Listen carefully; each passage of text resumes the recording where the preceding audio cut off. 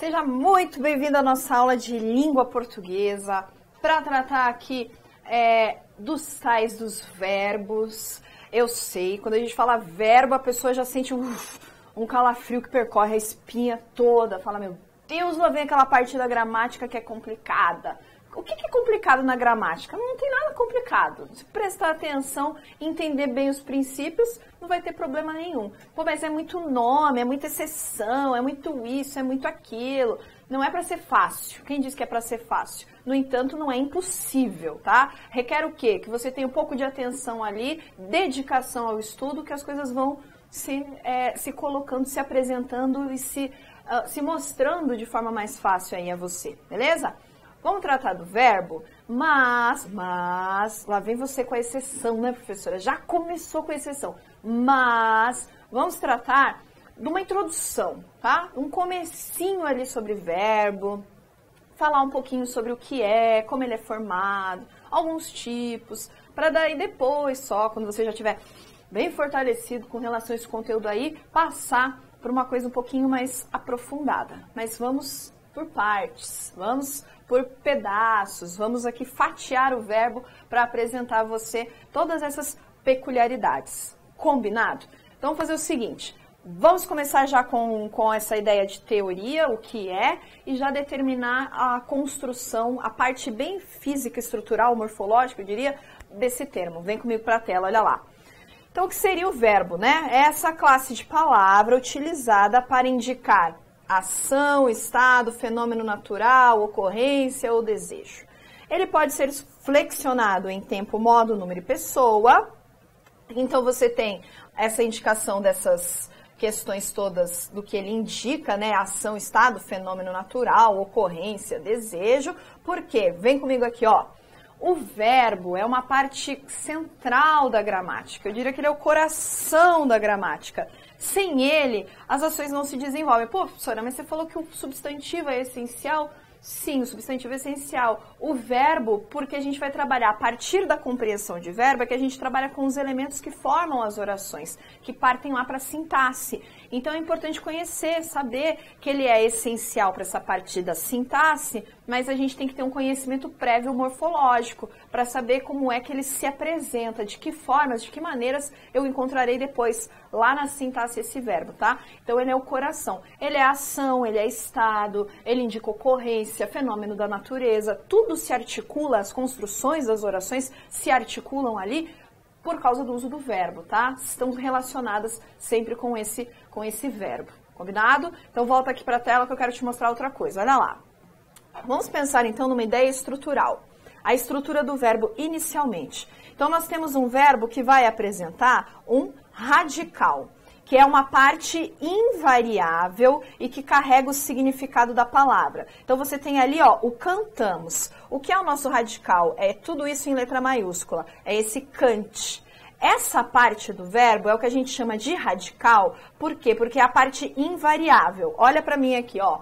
Parte invariável, radical, é aquilo que não muda. As construções, as mudanças, as alterações serão dali para frente. Aquela parte é invariável, ela não muda, ela é um radical. O que é um radical? O radical, ele carrega a base semântica da palavra, carrega significação. Pelo radical, eu sei, as palavras que se derivam, por exemplo, daquele termo, daquele radical, terão o mesmo significado, farão parte da mesma família de significação. Então, o radical é importante, tanto para o substantivo, quanto para o verbo, para o adjetivo. Sempre teremos um radical, que é essa parte que não se modifica. Lógico que você vai ver aqui com alguns verbos, existe uma mudança, só que não chegamos ainda. O que a gente tem que pensar é que o radical é essa parte invariável, essa parte que não se altera, que está ali presente. Só isso? Não, o verbo é formado por outros elementos. Volta para a tela aqui, olha só. Teremos também um elemento que forma o verbo chamado de tema. O que seria o tema? Ó, o tema seria a junção do radical com a vogal temática. E essa vogal temática indica a conjugação do verbo. Olha lá o exemplo colocado. Você tem cantamos. O que é esse azinho ali? O azinho é a nossa vogal temática. E o que é o tema? Ó, eu quero que você venha aqui comigo, aqui no quadro. Ó, você tem cante, que é o radical.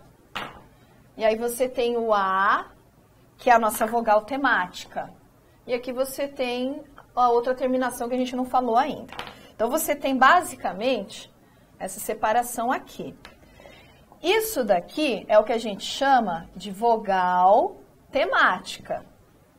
O tema é o quê? O tema é a junção do radical com a vogal temática.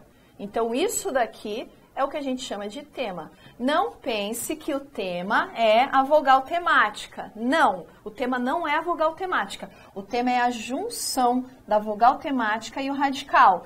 Então, o que nós temos aqui? A vogal temática, ela vai nos indicar a conjugação dos verbos. Por quê? Já vou voltar para o material. Ó, você tem verbos com terminação em ar, em er e em ir, não é isso? Então, esses terminados em ar são da primeira, os terminados em er são da segunda, os terminados em ir da terceira conjugação. Então, nós temos verbos, por exemplo, como cantar, primeira conjugação, quem me diz isso? Ó, minha vogal temática. Segunda conjugação, er, comer, olha o e aqui. Terceira conjugação, ir, dormir. Ó, a vogal temática. Então, eu tenho primeira, segunda e terceira conjugação. Você pode estar se perguntando aí, eu gosto sempre de falar desse verbo. Professora, mas e o verbo por exemplo? O por não vai se enquadrar em nenhuma dessas conjugações. Como é que eu faço com o por? Não se esqueça, lembre-se o seguinte, o por, ele vai fazer parte da segunda conjugação. Por quê? Porque o por é um verbo, nossa língua é descendente, é derivada, vem de origem do latim. Então, o por, ele vem do verbo poer, que é a terminação em er. Em algumas construções desse verbo, é possível você perceber ainda a presença desse e. O caso, por exemplo, do põe, né? Então, aquele e permanece ali, tá? Então, aí já está resolvido o seu problema. E todas as derivações a partir do por. Depor, recompor, sobrepor, toda a terminação em por vai respeitar sempre essa ideia de segunda conjugação, tá? Então, você tem isso, essa ideia, essa relação de vogal temática. O tema é o radical mais a vogal temática. Acabou aí? Não, volta aqui para a tela, olha lá. Então, como eu já falei, ó, você vai ter aqui a primeira conjugação, né? Você tem esses verbos ali na primeira conjugação, na segunda e na terceira, combinado? Então, primeira conjugação por quê? Primeira conjugação, terminados em ar, segunda conjugação em er, terceira conjugação em ir, tá? Fica aí na tela, vamos para a próxima. Olha lá o que a gente tem. Temos também verbos, os verbos eles podem variar, sofrer essa flexão na desinência. Então, eu tenho desinência modo temporal e desinência número pessoal. E aqui já diz, se é modo temporal, vai indicar o tempo e o modo. Então, olha o nosso exemplo lá. Cantávamos, você tem o vá. Esse vá é uma desinência de modo e tempo. Olha embaixo, você tem cantávamos, você tem o mos, que é a desinência de número e pessoa. Vem comigo aqui para o quadro que eu quero colocar isso em outras palavras. Então, olha só. O que é que a gente tem aí? Por exemplo, vou colocar para a gente verificar todas essas construções.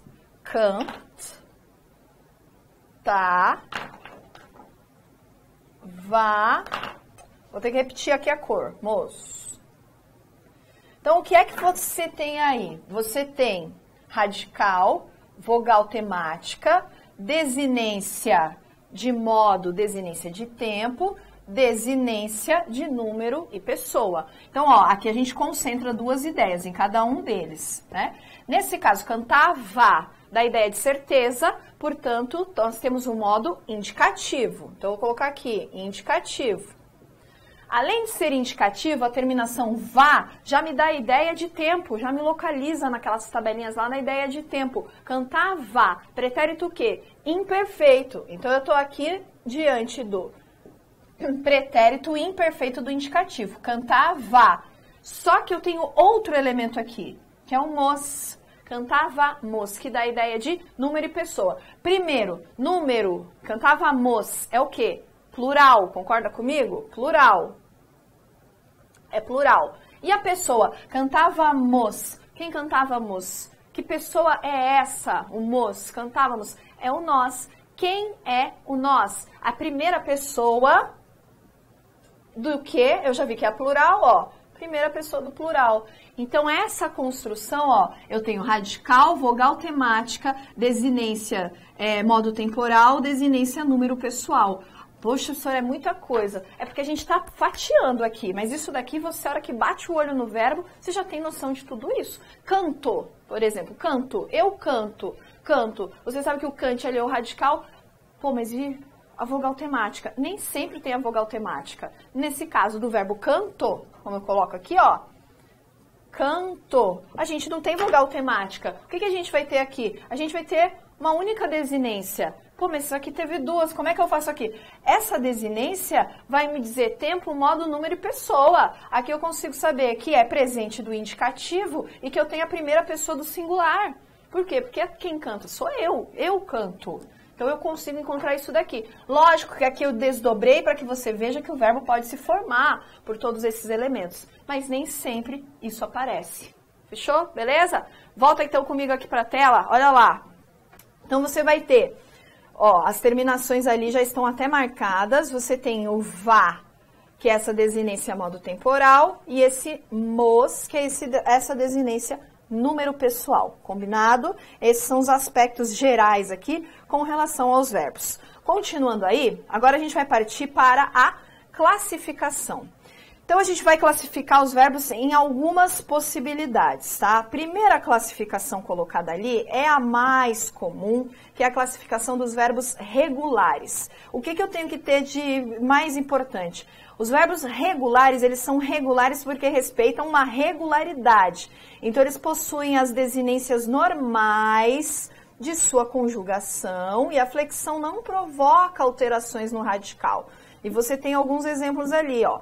Comprei, compro, comprava, comprasse, porque o verbo comprar é um verbo regular, tanto que, ó, eu consigo verificar claramente aqui o radical, a mudança, a alteração aqui é uma alteração de desinência modo temporal número pessoal, só isso, o radical se mantém o mesmo, o comprava vai seguir, o comprar vai seguir a mesma ideia do cantar, ó, comprei, cantei, compro, canto, comprava, cantava, comprasse, cantasse. Percebe que eles têm a mesma terminação, porque são verbos regulares, seguem as mesmas ideias ali.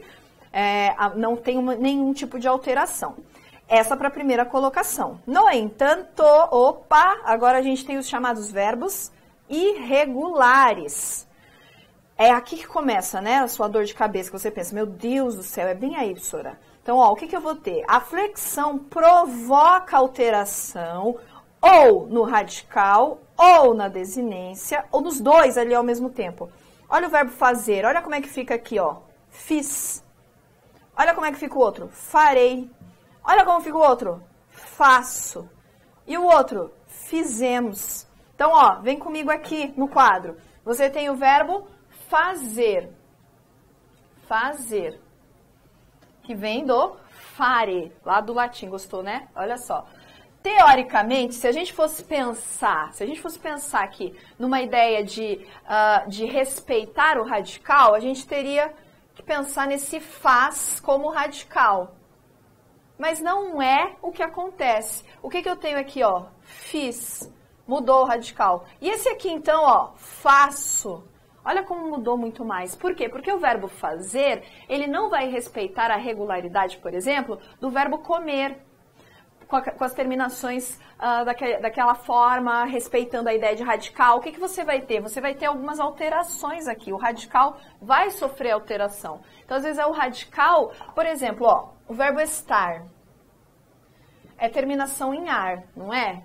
A gente acabou de ver aí o cantar. É terminação em ar, não é? Só que o cantar é regular e o estar é irregular. O estar, ele sofre uma alteração, por exemplo, ó, cantar, canto, estar, estou. Olha o que eu tenho aqui. Eu não digo estou. Por mais que você fale, não, senhora, mas eu falo com a minha mãe, eu falo, mãe, tá em casa? Mãe, está em casa? Estou. Sua mãe responde. Tá, mas tá errado. Por quê? Ó, eu tenho estou.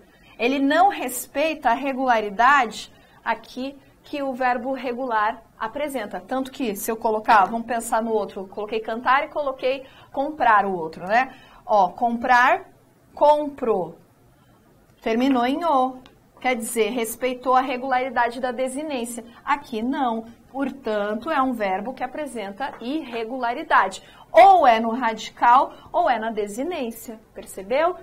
Tem muito verbo irregular? Olha, eu não vou dizer que tem muito verbo irregular. A maioria são verbos regulares. Só que a gente utiliza o que mais? A gente utiliza mais o irregular. Por qual razão? Porque o ser humano é uma coisa complicada de se entender. O brasileiro, então, né? Não é essa a explicação. A utilização dos irregulares geralmente bate ali com relação ao uso das formas nominais dos verbos, com o auxílio, né, com os verbos auxiliares, formas nominais, etc. Depois a gente vai falar sobre isso. Para aí, tá? Irregular, irregular, bem entendido. Segue em frente, vem comigo para a tela, olha lá. Teremos aqui também os chamados verbos defectivos. Ó, defectivos. Tem uma dica, olha só. O que eu vou levar para o meu coração, professora? Você vai pensar assim, verbos defectivos são aqueles verbos que apresentarão, de alguma forma, uma espécie de defeito, tá? Que defeito? Ou eles não têm todas as conjugações, ou a conjugação é de uma outra forma, ou não tem alguma coisa. Então, ó, é um verbo que vai apresentar algum tipo de defeito. E a gente vai separar os defectivos em algumas categorias dentro dos próprios defectivos, tá? Por exemplo, a gente tem aqui os impessoais. Ó, não tem a conjugação completa, tá dizendo que esses verbos têm defeito porque eles não têm a conjugação completa em todas as pessoas ali. Ó, os impessoais, eles não têm sujeito e normalmente ficam na terceira pessoa do singular. E aqui eu vou trazer vários verbos que são considerados defectivos nessa questão aqui. Por exemplo, havia pouca gente na casa. Olha o verbo haver aqui com o sentido de existir. Eu não digo haviam, né? Eu digo havia. Por quê? Porque esse verbo é um verbo defectivo impessoal que ele é utilizado somente com esse uso de terceira pessoa. Há uma variação, pode haver variação com relação ao tempo, como acontece embaixo, ó. Houve poucos acidentes, pretérito. Não houveram poucos acidentes, tá? Ó, o verbo fazer, ele é impessoal no sentido de tempo e não no sentido de praticar uma ação. Então, ó, faz tempo que não nos vemos. Faz tempo, ele só tem esse uso, ele não tem todas as flexões ali. Então, a gente só vai utilizar o verbo fazer no sentido de tempo no singular. O verbo ser também, olha ali. Era tarde quando cheguei em casa. Era, ó, tarde, cedo, noite, tanto faz. Ele vai ficar ali no singular. E olha o verbo estava. Estava ventando na praia. Olha como dá aqui uma ideia. E não estavam ventando na praia. Quem? Não dá. Ele tem que trazer essa ideia sempre no singular. Esse é o caso de alguns verbos utilizados de maneira impessoal. Impessoal. Por exemplo, esse último verbo, estava ventando na praia. Por quê? Fenômeno da natureza. Tem sujeito? Não tem sujeito. Qual é uma das regras? A regra primeira de concordância do verbo, ele concorda com o sujeito. Se não tem sujeito, ele concorda com quem? Com ninguém. Ele fica na terceira pessoa e ponto final. Então, esses verbos são chamados defectivos impessoais, porque eles ficam flexionados somente na terceira pessoa do singular, tá? Tem mais coisas? Tem mais coisas. Vem comigo aqui, olha lá. Temos os chamados também unipessoais, tá? Então, aquele era impessoal, defectivo impessoal, e você tem o defectivo unipessoal. Apenas para as terceiras pessoas do singular e do plural, utilizados com vozes de animais. Cacarejar, miar, coachar, relinchar. Então, ó, olha pra mim. A galinha estava cocorejando. A galinha, ela, pode ser, cocorejava, né? A galinha cocoreja, sim. Agora, as galinhas cocorejaram também. Não posso usar para outras pessoas. Por quê? Porque esses verbos dão ideia de ações praticadas por esses animais especificamente. Se você tem uma vizinha que é uma galinha e você está falando, olha, ela está cocorejando.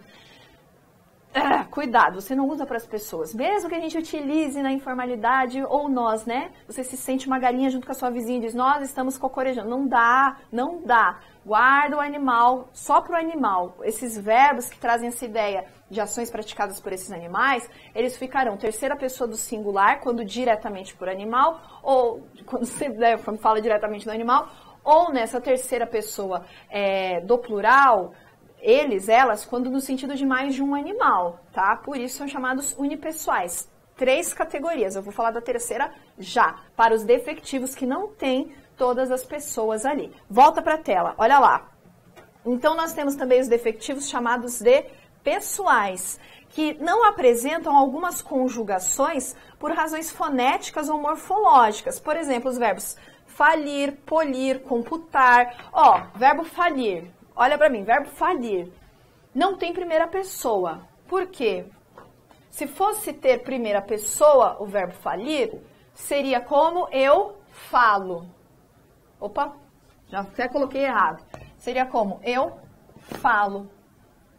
Falo? Pô, aí não dá, né? Falo já é do verbo falar, não entra. É igual esse polir. Primeira pessoa, eu pulo. Beleza, aí tudo bem, é pular e não polir, é outra ideia, percebe? Uma questão fonética. Eu não ia falar, mas eu vou falar. É igual computar, que tem algumas coisas que você não utiliza, né? Tu computas? Ai, computas? Computos? Fica uma coisa pesada, né? Você sabe que não é um sentido legal. Ele computa. Como assim? Dependendo da situação que você fala isso, fulano computa o negócio. Vão achar que está acontecendo uma coisa que não é legal. Então, cuidado. Então, tem alguns verbos que por uma questão fonética, uma questão morfológica, por essas questões todas, a gente vai chamar de verbos defectivos pessoais, porque não apresentarão todas as conjugações, tá? Lógico que dentro desses defectivos, o que é mais comum que a gente vê com frequência é a banca tentando te enganar com relação àquele uso dos impessoais, flexionando o verbo haver, trocando ele por existir, que aí o existir flexiona, não é verbo impessoal defectivo, substituindo aquele fazer, colocando fazer no sentido de ação, de praticar alguma coisa e não no sentido de tempo. Isso é comum, tá? Então preste atenção com os usos, porque alguns verbos têm um uso em um contexto e outro uso em determinado tipo de contexto. Beleza? Segue em frente aí, vem comigo para a tela. Olha lá, temos aqui os chamados verbos abundantes. O que é uma coisa abundante, meu filho? Não é do axé isso aqui. Abundância, abundante, é uma coisa que tem muito, uma coisa que tem bastante, que tem mais de uma forma.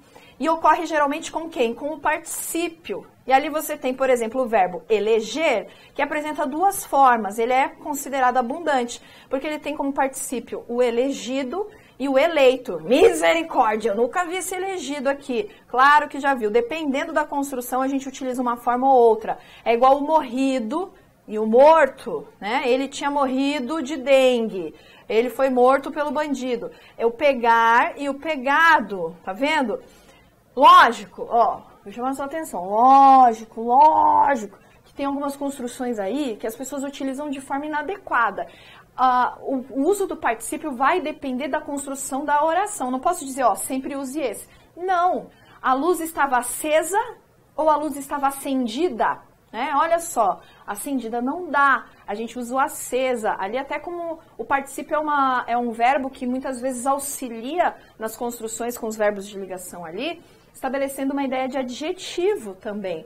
Então, é possível que a gente utilize outras formações do particípio. Ó, uma coisa que eu quero te dizer, importante, o verbo trazer, tá? O verbo trazer, só vou destacar esse, porque né, o cara tá falando coisa errada. O verbo trazer, ele tem como particípio o trazido, tá? Trazido. Tem uma coisa que não existe, meu filho, ó, trago. O trago, ou ele é o verbo, eu trago o material, ou ele é a cachaça, a pinga que você toma no boteco, trago, tá? Não tem, eu tinha trago, não existe isso, eu tinha trazido. O trago ou é do boteco, ou é o verbo trazer no presente da primeira pessoa, tá? Do singular, trago. Trago de... Ah, mas parece que fica estranho, né? Problema seu. Não é trago. Não seja burro desse ponto mais de ficar repetindo esse trago. Fulano, eu tinha trago, o material tá achando que está sendo, né, polido, que está sendo cuidadoso com a língua e não está. Tá cometendo um erro grave, tá? É trazido. Combinado? Segue em frente que ainda não acabou. Veja só. Temos aqui os chamados também verbos anômalos. Olha só, anômalos. A gente até falou sobre os tais verbos irregulares, mas eu vou destacar aqui alguns que chamam um pouco mais de atenção e que se enquadram nessa ideia de anômalos, por quê? Eles têm mais de um radical em sua conjugação. E ali você tem os verbos ir, ser, saber, por. Como assim mais de um radical? Ó, vem comigo aqui. Vou te mostrar mais de um radical. Por exemplo, o verbo ser, tá? O verbo ser, ele pode ser no presente. Eu posso dizer que ele é. Eu posso dizer que ele foi. Eu posso dizer que ele será. Olha isso. Cadê a regularidade aqui? Fugiu, foi para algum lugar, aqui ela não está. O que eu tenho aqui? Ó, modificação, vários radicais. Na verdade, né, o é aqui é praticamente um único elemento que se constitui como tudo. Tanto o radical quanto desinência, modo temporal, número pessoal, vogal temática, tudo ali. Pelo é, você sabe que corresponde ao verbo ser. Então, o que eu vou ter aqui? Várias possibilidades de radical, mudanças no momento da construção. Por isso que a gente chama de anômalo, que é uma coisa anormal, que é uma coisa que não acontece dentro da normalidade, dentro da regularidade, tá? Então, uma coisa é verbo irregular, ele se enquadra também num verbo irregular, mas nem todos aqueles que são chamados verbos irregulares apresentam mudança no radical, que é o caso do verbo estar, como eu mostrei. O verbo estar, ele é considerado irregular porque ele sofre não sofre, na verdade, uma regularidade na desinência, mas o radical permanece, tá? Então, não misture aí essas coisas. Vamos dar continuidade. Olho na tela. O que é que você tem aqui, ó? Chamados verbos auxiliares. Quem são os auxiliares? Alguém que auxilia, beleza? Eles são utilizados, então, na formação de tempos compostos e nas locuções adverbiais. Duas coisas, tempos compostos e locuções adverbiais. Acompanham, isso é importante, um verbo principal, e ele está em uma das formas nominais. E eles ainda, esses verbos auxiliares, ó, sofrem flexão. Veja só, vou colocar aqui, depois a gente vai retomar isso com muito mais calma, tá? Estou esperando João. Aqui, estou é um verbo auxiliar que acompanha o verbo no gerúndio João, esperando, né? Então, estou esperando João. Olha o segundo exemplo. Tenho visto João abatido nesses dias. Tenho é o meu verbo auxiliar que acompanha o meu verbo principal aqui, visto, que está no particípio. Vou atrapalhar a conversa. Atrapalhar, vou, né? Vou, eu tenho aqui como verbo auxiliar. Atrapalhar, nós temos como nosso verbo principal que está na sua forma ali nominal do infinitivo. Então, o estou, o tenho e o vou são chamados de verbos auxiliares porque estão auxiliando aqui quem? Quem eles auxiliam? Ó, a forma no gerúndio, no particípio e no infinitivo dos verbos. Esses verbos ali nas formas nominais chamamos de verbos principais nessa situação, tá? Depois, quando a gente for falar das formas nominais, a gente vai recuperar isso daqui. Mas saiba que é uma das formas do verbo chamada também de verbo auxiliar. Segue aí ainda na tela. Você vai ter a ideia também de verbos o quê? Pronominais. O nome já diz. Pronominal vem do quê? De pronome. O que é que a gente vai ter com o verbo pronominal? Eles vão apresentar a chamada partícula, ó, inerente, que é representada por um pronome. É um tipo de verbo que não fica sem o pronome, ó. Ele arrependeu-se do que falou. Ó, o arrependeu-se. Olha para mim. Ele arrependeu-se do que falou. Eu não tenho só ele arrependeu do que falou. Percebe que esse se faz parte do verbo? Se a gente tirar, vai fazer falta, porque não existe arrepender por arrepender, é sempre arrepender-se. Por isso que a gente diz que é uma partícula, uma parte inerente do verbo. Ele faz parte do verbo. Então, alguns verbos apresentam essa construção chamada, lógico, de verbos pronominais, porque carregam consigo ali um pronome e não conseguem soltar desse pronome para fazer sentido. Arrepender-se, o queixar-se, quem se queixa de alguma coisa, se queixa e não queixa. Vou queixar do... Não dá. Queixar-se, arrepender-se, são elementos que precisam ali do pronome. Então, por esse motivo, por essa razão, nós chamamos do quê? Verbos pronominais, tá? Dá uma respirada, uma aliviada, solta o ombro. Vamos dar uma olhada em exercício? Ver como é que isso aqui pode ser cobrado. Lógico que quando cai em exercício de verbo, eles não cobram uma parte específica, cobra no todo. Então, a gente vai dar uma olhada aqui no todo, com questões relacionadas a verbo. Dá uma olhada aqui na questão. Primeiro, olha só. O verbo indicado entre parênteses deverá flexionar-se em uma forma do plural para preencher corretamente a lacuna da frase. Ó, então, tem que estar flexionado em uma forma do plural para preencher. É o verbo que está entre parênteses. Olha a letra A. Nem se pensar em dar ouvidos às pessoas que não acreditam no poder da arte de contar histórias. Nem se pensa, está no plural? Não, singular, não é. Aos meninos do bairro, aos meninos do bairro, parece melhor ouvir histórias, olha só, parece melhor ouvir histórias do que se entreter com jogos eletrônicos. Parece melhor. Por quê? Não dá para ser, os meninos do bairro parecem melhor ouvir histórias. Não, parece melhor. Mas, professora, mas ali tem aos meninos do bairro. Tanto que tá, ó, a gente tem ele não é sujeito. Por quê? Porque você tem o a aqui, que é a nossa preposição. Preposição não vai acompanhar sujeito, sempre acompanha complemento, né? Então não dá para ser. O que parece melhor do que se entreter com jogos? A quem? Aos meninos do bairro parece melhor. Portanto, fica no singular. Letra C. Das histórias que ouviram, nada os encanta mais. O que encanta? As inflexões do narrador. Então, veja só. Das histórias que ouviram, nada os encanta. E não nada os encantam mais do que as inflexões do narrador. Aqui também o verbo deve permanecer aqui no singular, porque esse encantam não haveria concordância adequada. Das histórias que ouviram, nada os encanta mais do que as inflexões. Aquilo, né, esse do que, de que, do que, essa junção aqui, do que essas inflexões do narrador. Não dá para ser. Letra D. É improvável que nos anos futuros deixe de haver gratas recordações. Ó, o deixar aqui, ele tá vindo como verbo auxiliar do verbo haver. O verbo haver no sentido de existir fica no singular, portanto aqui também vai ficar no singular, tá? Não dá para flexionar. E, para a maioria dos alunos, ainda se conserva os momentos mágicos daquela antiga sessão, ainda se conservam. Mas, professora, a gente tem a maioria dos alunos. Por que vai ficar no plural se eu tenho maioria? Uma das possibilidades aqui de conjugação no plural seria fazer a concordância com alunos, porque alunos corresponde a uma parte aqui dessa maioria, né? É um elemento que está presente nessa maioria. Então, a concordância pode ser tanto lá com a maioria, quanto com alunos. Por isso, é o elemento que vai para o plural.